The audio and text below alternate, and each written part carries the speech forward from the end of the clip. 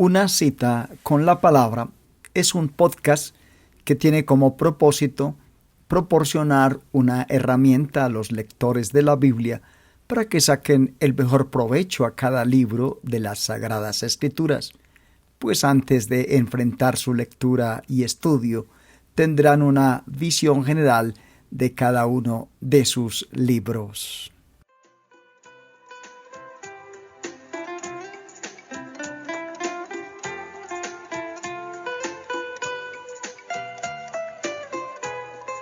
Bienvenidos a nuestro podcast, una visión general de la primera epístola a los Corintios. Pablo está enormemente preocupado por la ausencia de unidad en la iglesia y trata primero acerca de este problema, dándose cuenta de que muchos otros problemas surgen de la desunión. La iglesia, el cuerpo de Cristo, es incapaz de división sin que a la vez se destruya. Esta iglesia se había dividido en 4 grupos, detrás de 4 personalidades. Pablo condena su exclusividad, señalando que solo Cristo puede salvar a las personas y que solo Cristo es digno de tener discípulos. Los hombres tienen buenos y legítimos ministerios, pero los creyentes deben identificarse con Cristo y no con hombres en particular. El problema básico de los corintios es que estaban considerando las cosas tal como podrían considerarlas las personas inconversas. Estaban actuando según la sabiduría de este mundo. Carecían de la sabiduría de Dios y esta era la razón fundamental de que estuviesen divididos y experimentando tantos problemas.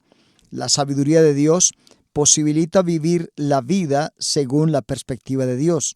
Según Pablo, el centro de la sabiduría de Dios es la cruz de Cristo. Solo ella muestra la verdadera situación de la humanidad, que el hombre es pecador y que está irremediablemente perdido. Y la única solución a esta situación, el poder de Dios para salvar y santificar.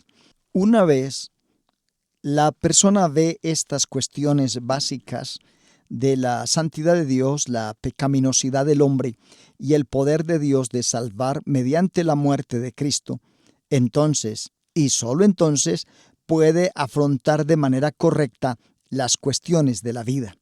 Pablo les recuerda que la mayoría de los cristianos no procedía de las filas de los ricos, poderosos o sabios de este mundo.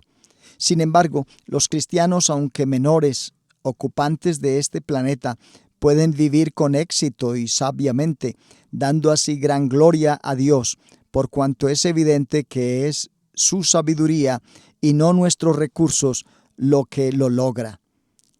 Pablo les recuerda entonces que cuando llegó a ellos por vez primera, les predicó a Jesucristo y a este crucificado, lo cual es la base de la sabiduría de Dios.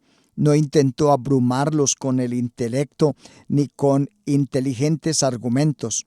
Pero aunque el Evangelio sea sencillo, tiene gran sabiduría. Sus verdades no pasan, son eternas. Sus verdades conducen a los hombres a la gloria. El pecado desaparece y es sustituido por la vida eterna. Y sus verdades son tan profundas que se precisa del Espíritu Santo para comprenderlas. Pablo hace notar que la forma en que uno responde a la palabra, la sabiduría de Dios, determina su capacidad para vivir con sabiduría y determina su salud espiritual. La palabra ha de ser comprendida y aplicada a la vida. La sabiduría apropiada lleva a la persona a la madurez espiritual, mientras que el resultado de ignorar la sabiduría es una infancia perpetua. Después de compartir estas verdades acerca de la necesidad de sabiduría, el apóstol toca los ministerios de diferentes hombres en Corinto, hombres tras los que los corintios se estaban dividiendo. Querían que los corintios fuesen sabios y que comprendiesen acerca de los que ministraban en medio de ellos, empleándose a sí mismo y a Apolos como ejemplos. Observa que ambos ministerios eran importantes, pero aunque cada uno tenía su papel en último término, es Dios quien da la vida espiritual y crecimiento a la iglesia. Pablo les informa que todos los creyentes son siervos de Dios y que por tanto son responsables delante de Él. Esto lleva a la discusión más extensa en el Nuevo Testamento acerca de la evaluación y recompensa de los creyentes. El apóstol hace notar que el Señor no solo juzgará lo que hemos hecho en esta vida, sino que basará gran parte de nuestra recompensa sobre nuestra fidelidad como administradores de aquello que Él nos ha confiado y en nuestras motivaciones. Pablo insiste en que les dice estas cosas y les advierte porque, igual que un padre, estaba profundamente interesado por la prosperidad de sus hijos.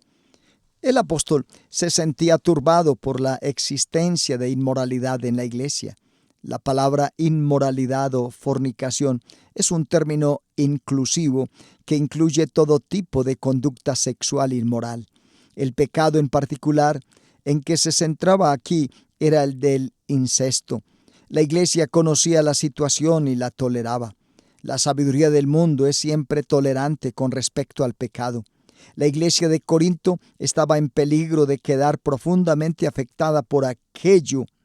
Pablo los reprende por su orgullosa tolerancia. Declara que eran responsables de la pureza de la iglesia. Les había dicho en una carta anterior que no debían tolerar la inmoralidad. Les manda entonces que hagan frente al pecado y que expulsen de la iglesia al miembro ofensor. Su falta de sabiduría se veía también en su incapacidad de resolver las disputas entre ellos mismos. En lugar de ello, se personaban en los tribunales seculares de justicia para que los incrédulos resolvieran sus causas. Pablo los reprende por ello y les manda que busquen líderes prudentes en la iglesia que les resuelvan estos asuntos. Mejor aún, les dice, sería sencillamente ceder vuestros derechos y sufrir la injusticia. Estaban centrándose en sus derechos, mientras que Pablo se centra en sus actitudes. La inmoralidad había sido el estilo de vida de muchos en Corinto. Pablo exhorta a estos creyentes a huir de la inmoralidad, porque sus cuerpos habían sido comprados por Cristo. También les instruye que sus cuerpos son morada del Espíritu Santo y que un día resucitarán.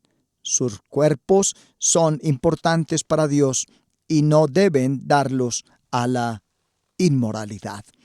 Esta es una visión general de la primera epístola de Corintios en su segunda parte.